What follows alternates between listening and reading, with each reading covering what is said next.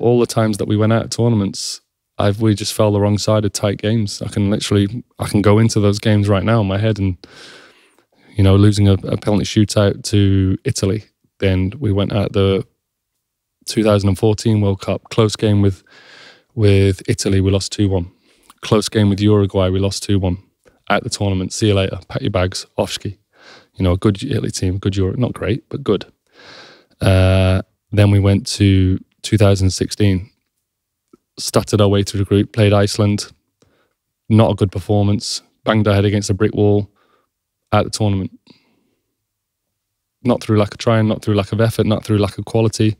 You just fall the wrong side of games, and that's not an excuse. That's my only reason I can give you. It wasn't down to being expectation. It wasn't down to lack of will. It was just falling the wrong side of games. And when you're in tournaments that come around every 2 years, which are world level, if you get to semi-finals, finals, and you fall the wrong side of one game, then fair enough. But facts are, fell the wrong side in any of the games, you're gone. And I did when I was a part of that team. And that was your final England tournament, 2016. Yeah. How do you reflect on that tournament? I don't think I played well. I let a poor goal in against Wales. I think I played, doing wrong, 90%, 95% of my game was good, was rock solid. And I let a poor goal in against Iceland, which in a 2-1 loss and a loss against a team that we should beat is important. So I played an important part in a game that we lost. But I still feel quite comfortable with how I played, how I prepared. Like I say, what can I do now? It wasn't through lack of effort, put it that way.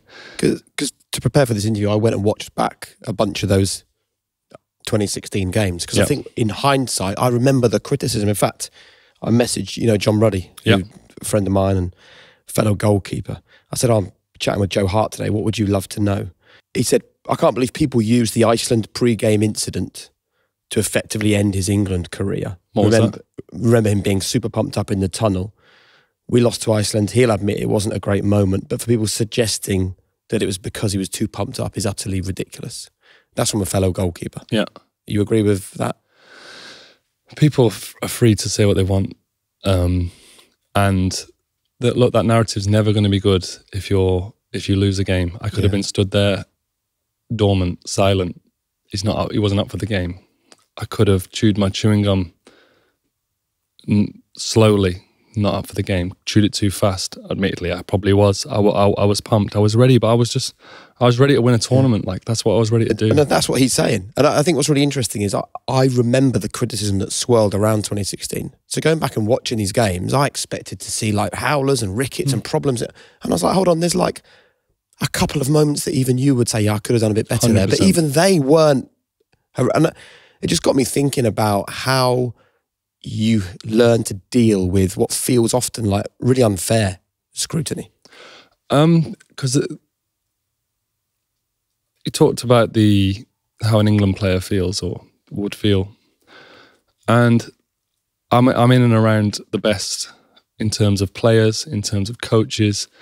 I've made friends through the years with serious football people. And their opinion is important to me. My family's opinion is important to me.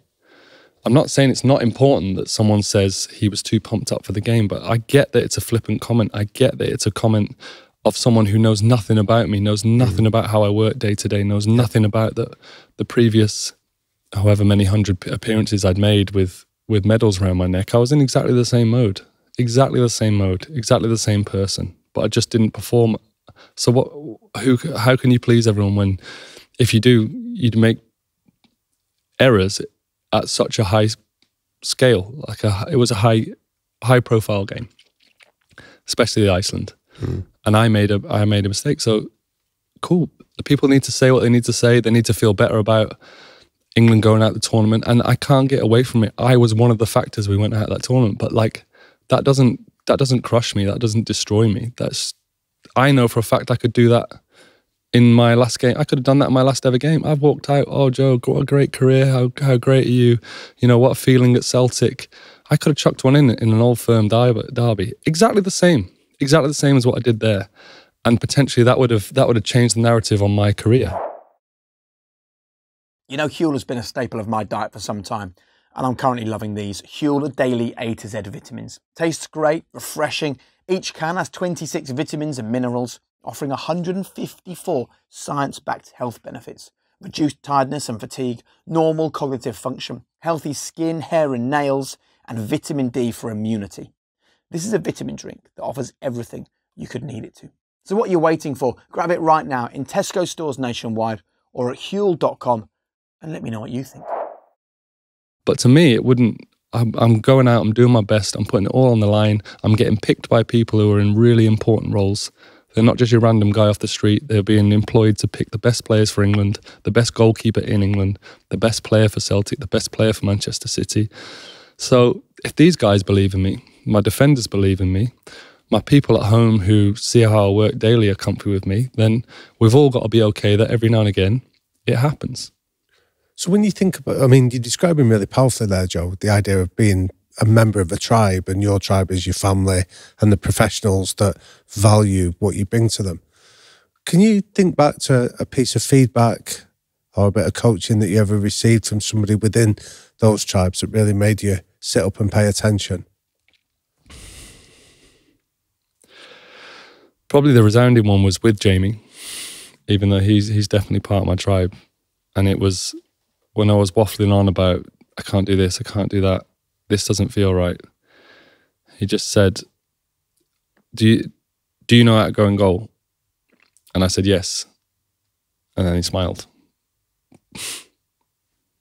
That was it. That's all you needed. Well, yeah. I'm probably going to look, there probably should be something more sensational in there, but I only knew how to reach my level as best I possibly could. And that was probably staying in my own lane in terms of trying to get the best out of myself was the best way that I could integrate with a group and work with a team. And often what I'd ask people when I see if they're having a little second guess about themselves or need a little bit of reassurance.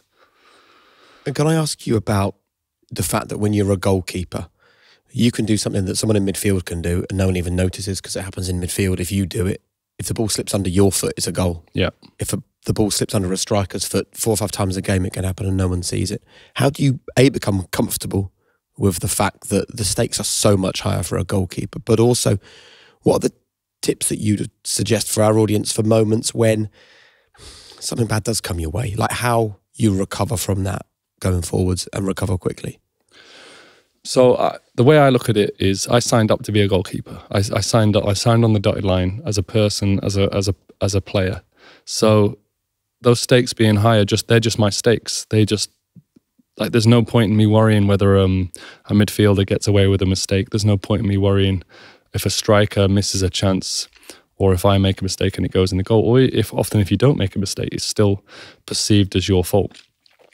But I signed up to be a goalkeeper, so I don't see it as high stakes. I see it as just my stakes and the life that I live, the life that I'm part of.